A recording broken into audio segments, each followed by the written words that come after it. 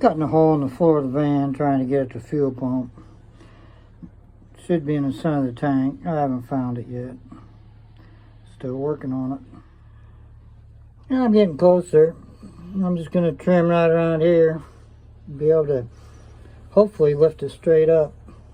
See what happens. Working on the fuel pump.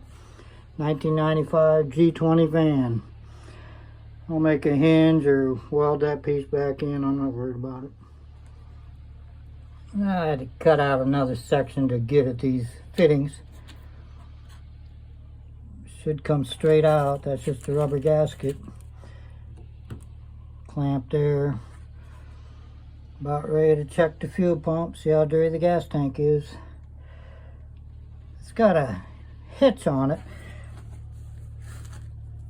This is right where you got to drop the gas tank.